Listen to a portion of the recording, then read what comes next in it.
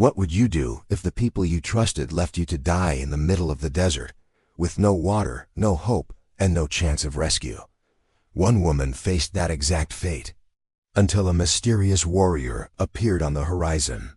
But who was he, and why did he save her?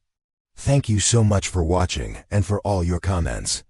Let me know at the end if you liked the story, and where you're watching from and why you're following this.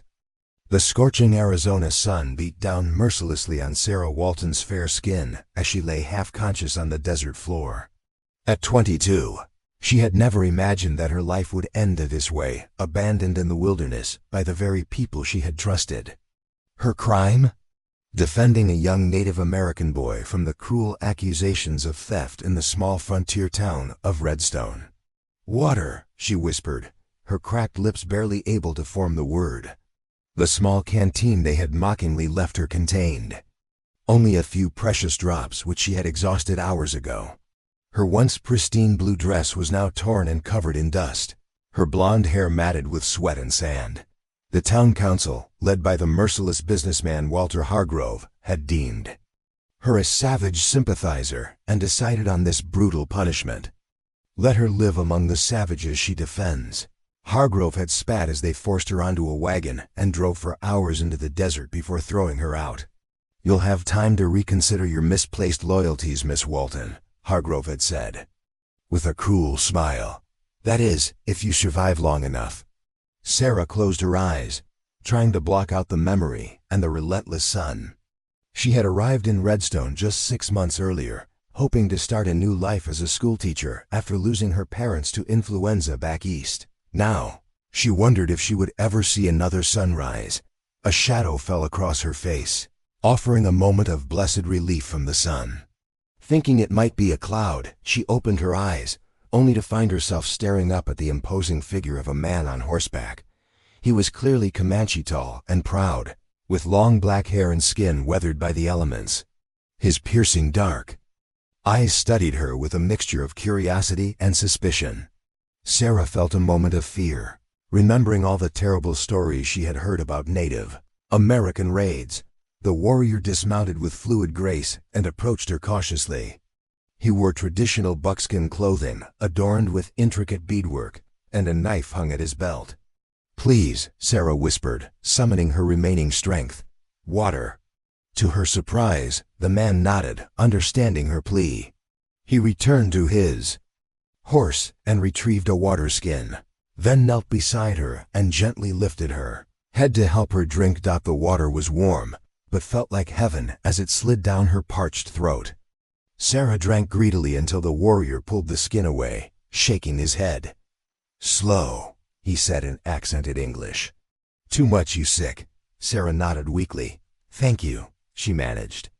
"My name is Sarah Walton." The warrior regarded her silently for a moment before responding. "I am Dakota." "Does that have a meaning?" Sarah asked, trying to distract herself from her dire situation. "Friend to all," Dakota replied. He glanced around at the empty desert. "White people leave you here to die?" Sarah nodded, shame washing over her despite her innocence. "They didn't like that I defended a child, one of your people." Dakota's expression hardened. "Whites take our land, then punish those who show kindness." He stood up, seeming to make a decision. "Night comes, desert cold. You die here." Fear clutched at Sarah's heart, but then Dakota extended his hand. "I take you to my people. Maybe they help." Sarah hesitated only briefly.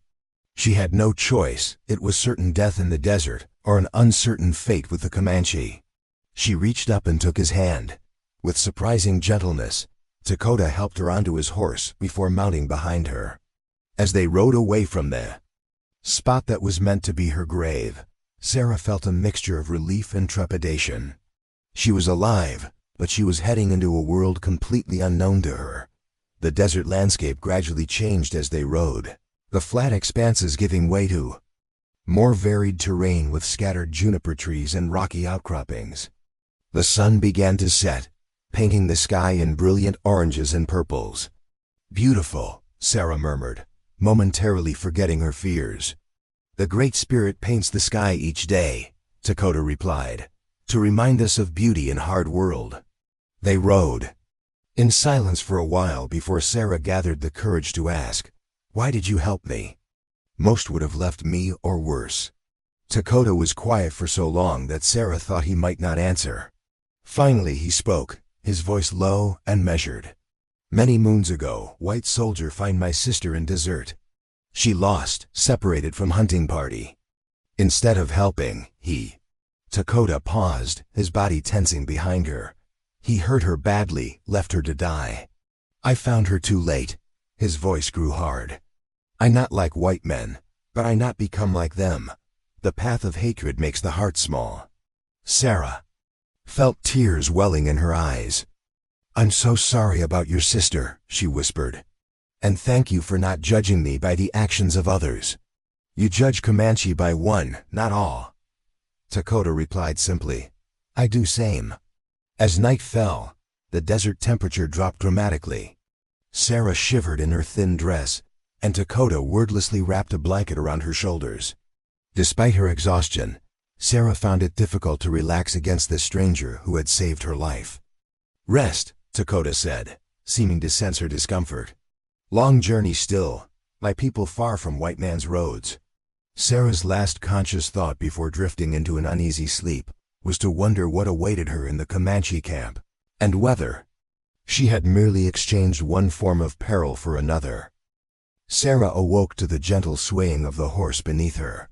The first light of dawn was breaking over the eastern horizon, casting long shadows across the rugged landscape. She realized she must have slept through the night, her body succumbing to exhaustion despite her precarious position.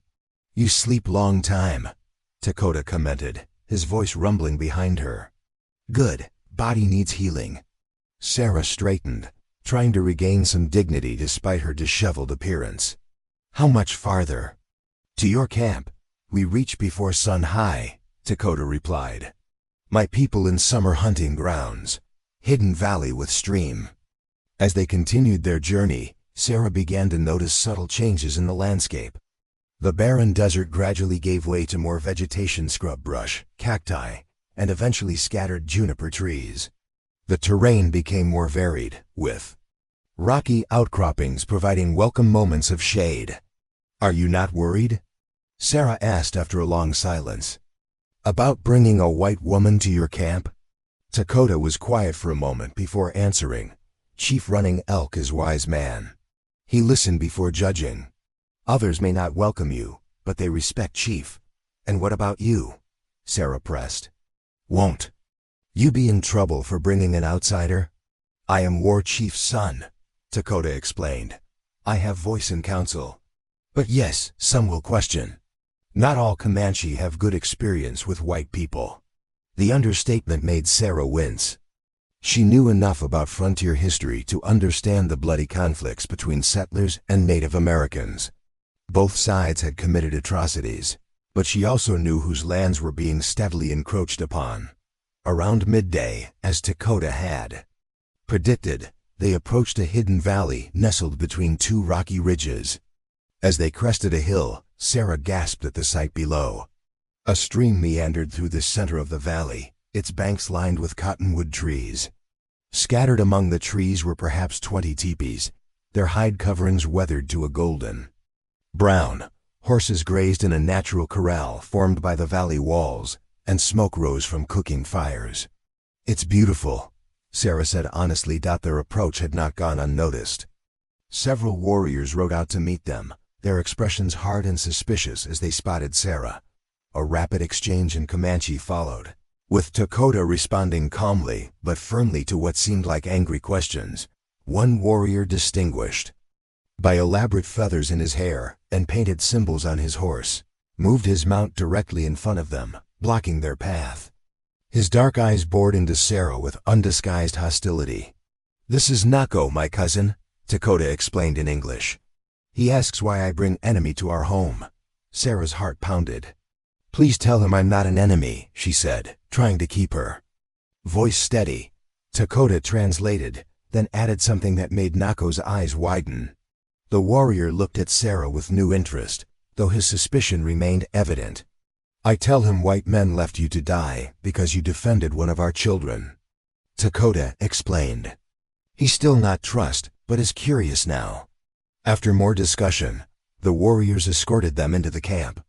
Sarah felt dozens of eyes upon her as they entered, curious children peeking from behind their mothers, elders watching impassively from the shade, women pausing in their work to stare at the strange white woman on Dakota's horse. They stopped before the largest teepee in the center of the camp. An elderly man emerged, his face deeply lined, but his posture still straight and proud. A magnificent headdress of eagle feathers crowned his head, and he carried himself with unmistakable authority. Chief Running Elk, Dakota said with respect. Dismounting and helping Sarah down from the horse, her legs nearly buckled after the long ride, but she forced herself to stand straight, determined to show respect to the chief.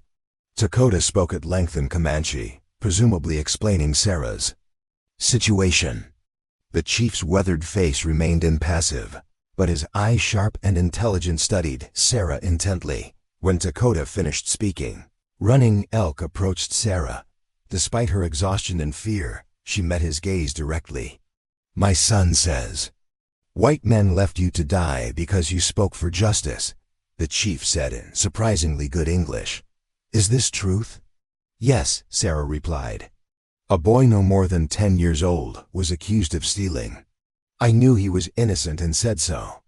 The town council didn't appreciate my interference. Running Elk nodded slowly. And now you seek refuge with those your people call enemies? I seek refuge with those who have shown me more humanity than my own people, Sarah answered honestly. A murmur ran through the gathering crowd as Dakota translated her words. The chief's expression remained unreadable, but something flickered in his eyes, perhaps approval, perhaps merely acknowledgement.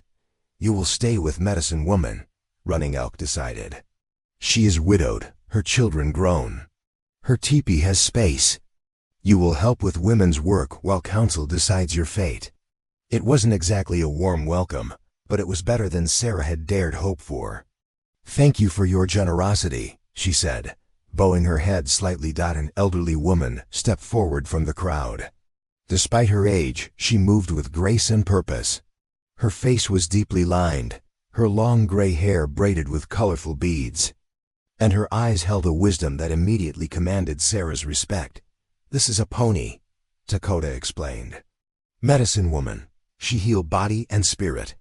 A pony approached Sarah, looking her up and down with keen eyes. She spoke to Dakota, who translated. She says you are weak from sun and thirst. Need rest and food before anything else. A pony gestured for Sarah to follow her. As they walked through the camp toward a teepee near the stream, Sarah was acutely aware of the stares following her. Some faces showed open hostility, others mere curiosity, and a few, particularly among the children, showed interest without judgment. The Medicine Woman's teepee was smaller than the chief's, but neatly kept. Inside, hides covered the ground, and bundles of dried herbs hung from the support poles. The air smelled of smoke, leather, and something medicinal that Sarah couldn't identify. A pony motioned for Sarah to sit, then handed her a wooden bowl containing a stew of unfamiliar meat and wild vegetables. Despite her exhaustion, Sarah was suddenly ravenous and ate gratefully while the older woman busied herself with grinding something in a stone mortar. When Sarah had finished eating, a pony approached with a paste made from the ground mixture. She gestured to Sarah's sunburned face and arms, miming an application motion. For burn, Dakota explained from the entrance of the teepee. Good medicine will heal skin. Sarah nodded her thanks and allowed a pony to apply the cooling paste to her sunburned skin. The relief was immediate, and she sighed gratefully. Tell her thank you, Sarah said to Dakota, for the food and medicine. After he translated, a pony's weathered face softened slightly. She spoke again, and Dakota relayed her words. She says rest now. Tomorrow you learn Comanche ways. As Dakota turned to leave, Sarah called after him. Thank you for saving my life. He paused, looking back at her with an unreadable expression. Life has purpose, even when path seems lost, he replied. Sleep well, Sarah Walton. Left alone with a pony, who was now silently organizing her medicinal herbs, Sarah lay down on the soft hides and closed her eyes. Despite the strange surroundings and uncertain future, she felt safer than she had in the town that had cast her out. As sleep overtook her, she wondered what tomorrow would bring in this new world she had never expected to enter.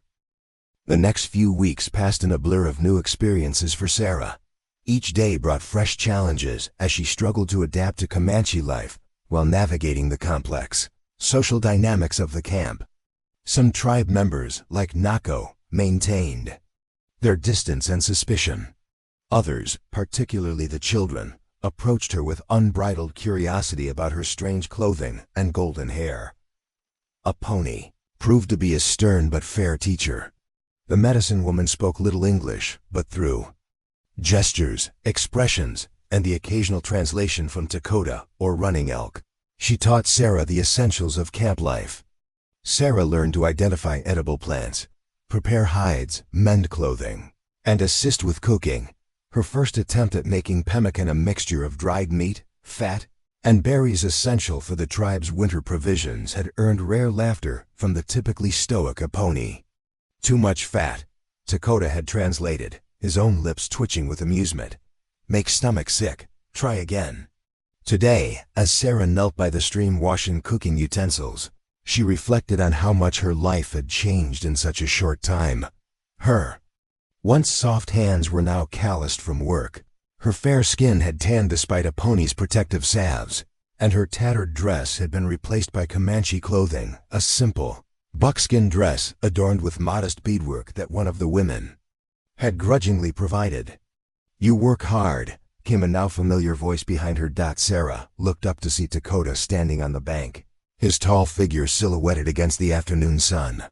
Though his duties as war chief's son kept him busy with hunting and tribal defense, he often found time to check on her progress. "I'm trying to earn my keep," Sarah replied, sitting back on her heels. "Everyone works here. I won't be an exception." Dakota nodded, approval evident in his expression. "Many thought you would cry and beg to return to White World. You surprised them." "I have nowhere to return to," Sarah said simply. "And besides, I'm learning more here than I ever would have in Redstone." She stood, wiping her hands on her dress. Over the weeks, she had grown more comfortable in Dakota's presence. His initial reserve had gradually given way to a cautious friendship, though there remained a certain formality between them that neither seemed willing to breach. "Council meets tonight," Dakota said, his expression turning serious. "We'll decide your future." Sarah felt her stomach tighten with anxiety. "What do you think they'll decide?" "Many voices," Dakota replied with a slight shrug. "Some say send you away when traders come next moon. Some say you can stay if you continue to help and learn our ways." "And what does Dakota say?" Sarah asked boldly, meeting his gaze. Something flickered in his dark eyes, an emotion she couldn't quite identify. "Dakota says you have strong heart, deserve chance." He paused, then added more quietly, "But decision not mine alone." Before Sarah could respond, a commotion from the camp drew their attention. Shouts rang out, followed by the thunder of approaching hoofbeats. Dakota's posture immediately shifted, hand moving to the knife at his belt as he stepped protectively in front of Sarah. 5 riders galloped into camp, their horses lathered with sweat. Sarah recognized Nako among them, his face grim as he called out in rapid Comanche. The camp erupted into activity, women gathering children, men reaching for weapons. "What's happening?" Sarah asked, fear clutching at her heart. "Scouts report white soldiers at North Ridge," Dakota explained tersely. 20, maybe more, with Tonkawa trackers. Sarah knew enough frontier history to understand the significance. The U.S. Army often employed members of rival tribes like the Tonkawa as scouts against the Comanche. "Are they looking for me?" she asked, horrified at the thought that she might have inadvertently led danger to the people who had sheltered her. Tiakeo shook his head. "Not for you. Army always hunt Comanche. We raid settlements that take our hunting grounds. They call us hostiles." His voice held no apology, only a statement of the harsh reality of frontier existence. Running Elk emerged from his teepee, calling for the warriors to gather. Dakota turned to Sarah, his expression intense. "Stay with a pony. If fighting comes, hide in caves beyond West Ridge. Women, no way." He hesitated, then added, "Whatever happens, do not let soldiers take you. They see white woman with Comanche, think you captive gone wild, treat you worse than enemy." Sarah nodded, understanding the grim warning. She had heard stories of white women who had lived with native tribes being forcibly rescued and then ostracized by their own society, considered tainted or deranged. "Be careful," she said simply. Dakota held her gaze for a moment longer, then turned and jogged toward the gathering warriors. Sarah hurried back to a pony's teepee, where the old woman was already packing essential medicines into a hide bag. Through gestures and her limited Comanche vocabulary, Sarah helped the pony prepare for possible evacuation. Around them, the camp buzzed with controlled urgency, women dismantling teepees and packing only the most necessary items, older boys rounding up the horse herd, elders organizing the young children. As dusk fell, Dakota and most of the warriors rode out, their faces painted for battle. Sarah watched from the edge of camp, a prayer on her lips for their safety and for the wisdom to avoid bloodshed on either side. The night passed in tense waiting. The remaining women, children, and elders gathered in the center of camp, prepared to flee at a moment's notice. Sarah sat with a pony, grinding herbs by firelight to keep her hands busy while her mind raced with worries. Near midnight, a lone rider approached the camp. The women tensed, some reaching for weapons, but relaxed when they recognized young Hawk, one of their own warriors. He spoke rapidly in Comanche, and though Sarah couldn't understand the words, the visible relief that spread through the listeners told her the news was good. A pony turned to her, struggling to find English words. "No fight," the old woman said haltingly. "Soldiers. Go away." Sarah released a breath she hadn't realized she was holding. Thank the heavens. It was nearly dawn when Dakota and the other warriors returned. They looked weary but satisfied as they dismounted and gathered around the central fire. Sarah approached cautiously, staying at the periphery as Running Elk spoke to the assembled tribe. Dakota noticed her and moved to her side. "Soldiers were hunting different band," he explained quietly. "The ones who raided cattle near Fort last moon. Nako led them away from our valley with false trails. They follow wrong direction now." "No one was hurt?" Sarah asked. "No blood spilled this day," Dakota confirmed. "But they will return. Always return." The weariness in his voice spoke of a lifetime of such encounters, of the constant vigilance required to preserve his people's freedom and way of life. Running Elk's voice rose, and he gestured toward Sarah. She stiffened as all eyes turned to her. "Chief speaks of you," Dakota translated. "Says in time of danger, you stood with our people, not thinking to run to soldiers who might take you back to White World." Sarah hadn't even considered that option. The thought of returning to people who had left her to die, or to soldiers who would likely treat her with suspicion and contempt, held no appeal. "He asks council to vote now on your staying," Dakota continued. "Says danger showed your true heart." Sarah held her breath as hands were raised and voices called out. She couldn't follow the rapid Comanche, but she could see that opinions were divided. Nako spoke passionately, his gestures indicating reluctance or concern. Several elders nodded in agreement. Then a pony stood, her frail body somehow commanding attention from all present. She spoke briefly but forcefully, pointing to Sarah and then to her own medicines. When she finished, a murmur of consideration ran through the gathering.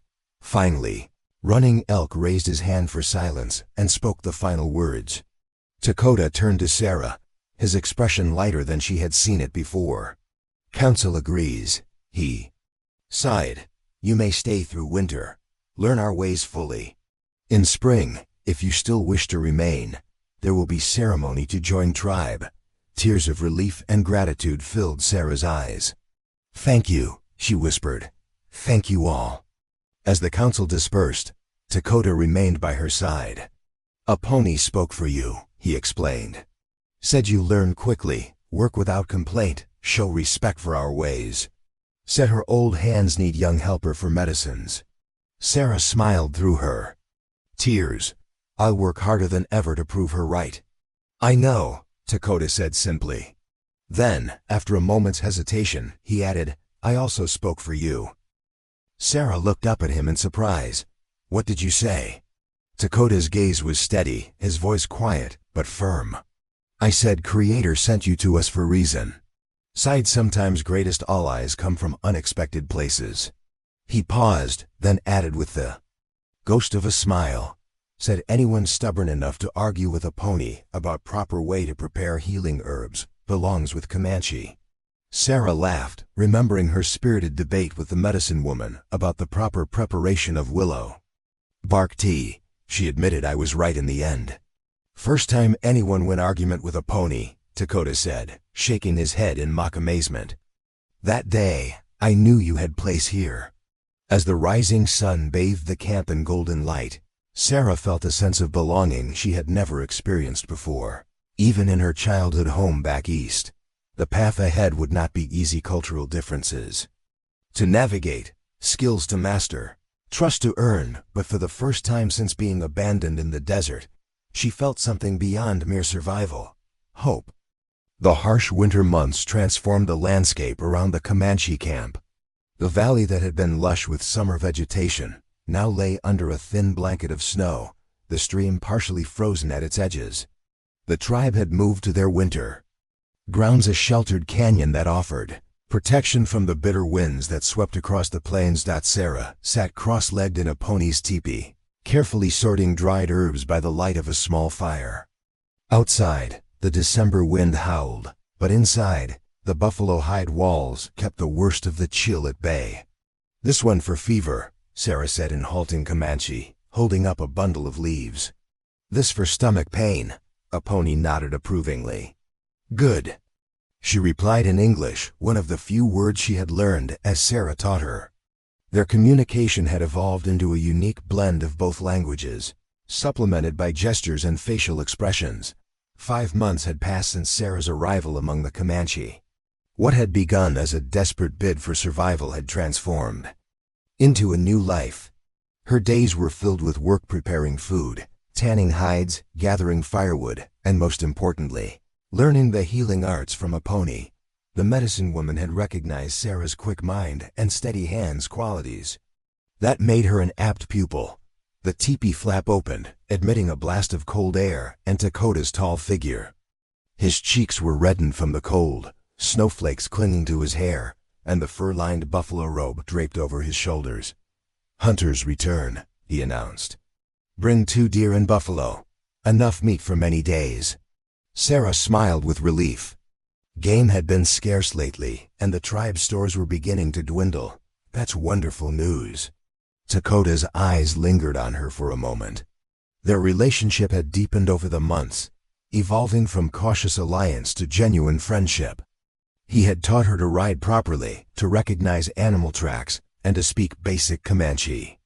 In return, she had shared stories from her life in the East and taught reading to the children using marks scratched in the dirt. Chief calls celebration tonight, Dakota continued, to honor hunters and thank spirits for providing. A pony clucked her tongue and made a shooing motion at Sarah. Go, she insisted in English. Help prepare. Outside, the camp buzzed with activity as women butchered the fresh game and prepared for the evening feast. Sarah joined them, taking her place without hesitation. She was still an outsider in many ways, but most of the tribe had accepted her presence, if not fully embraced her. As she worked alongside the other women, Sarah caught snippets of conversation that she could now partially understand. One word repeated several times caught her attention: soldiers. She looked up, meeting the eyes of Kimi, a young woman who had been most welcoming to her. Soldiers? Sarah asked in Comanche, her brow furrowed with concern. I nodded, switching to broken English. Scouts see, far away but coming closer, maybe 2 days. Sarah's hands stilled over her work. The army's presence always brought tension to the camp. Although this particular band of Comanche had largely avoided direct conflict, maintaining a nomadic existence in the more remote regions, the threat remained constant. "Does Dakota know?" she asked.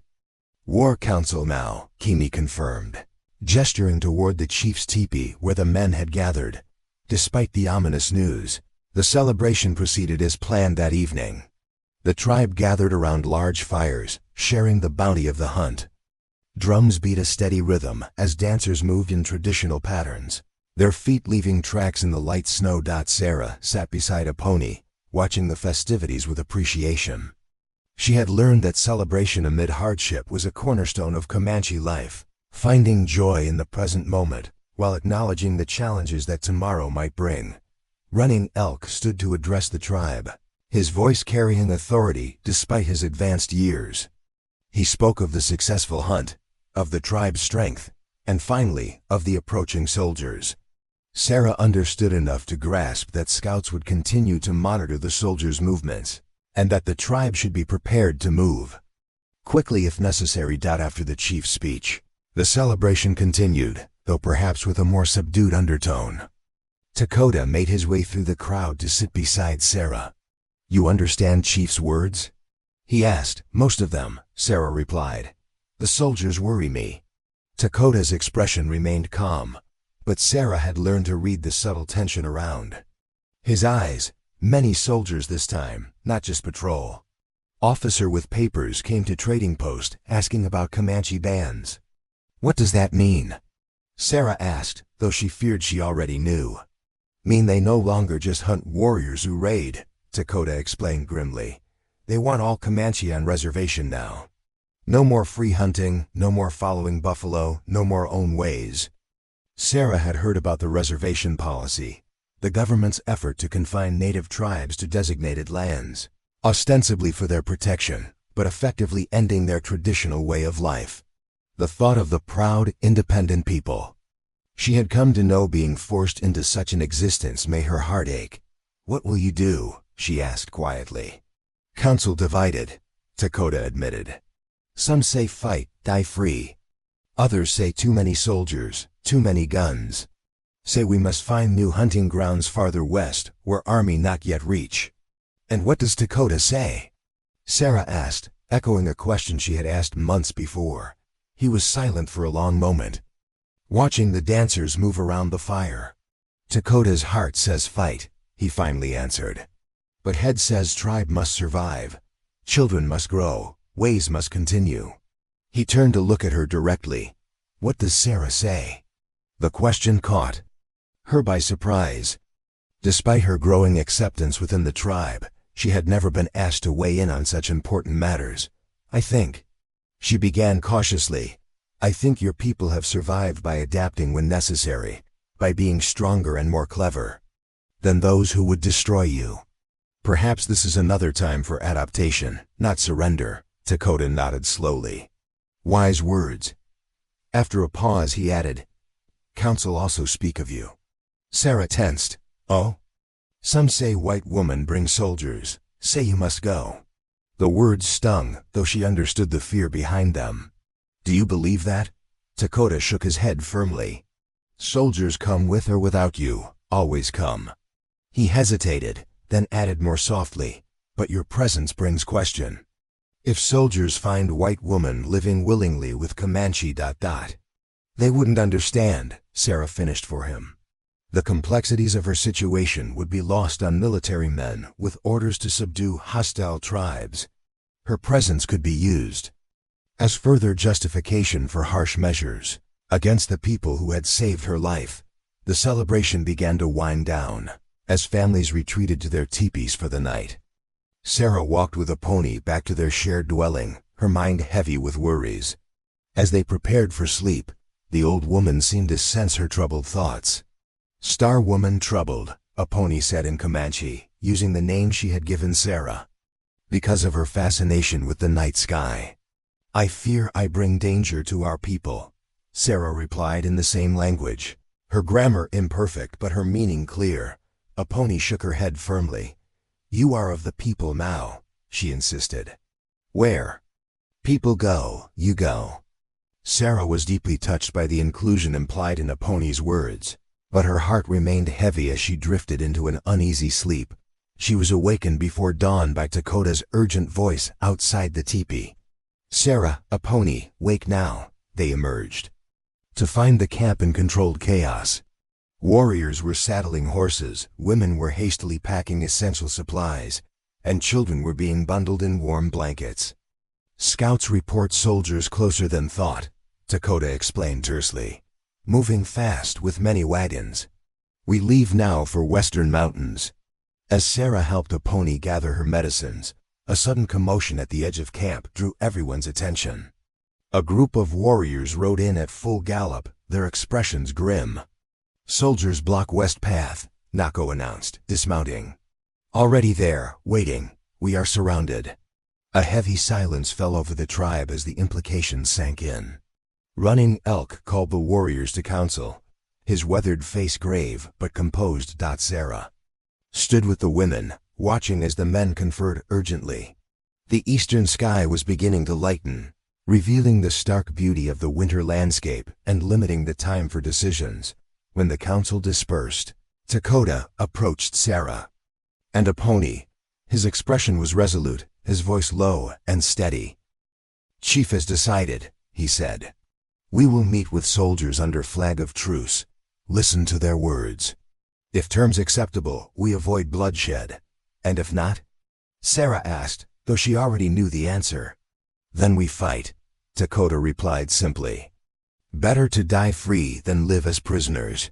He hesitated, then added, "Chief asks special task of you, Sarah Walton." "Anything," she responded without hesitation. "You will come to meeting with soldiers," Dakota explained.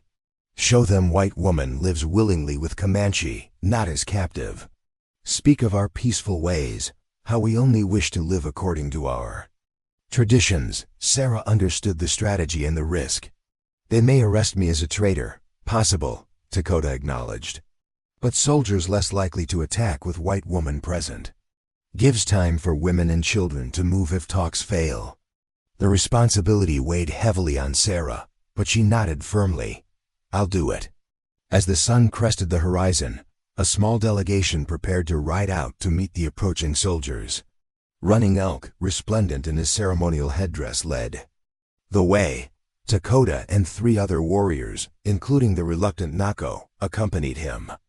Sarah, dressed in her finest buckskin dress with her blonde hair braided in Comanche style, rode beside them.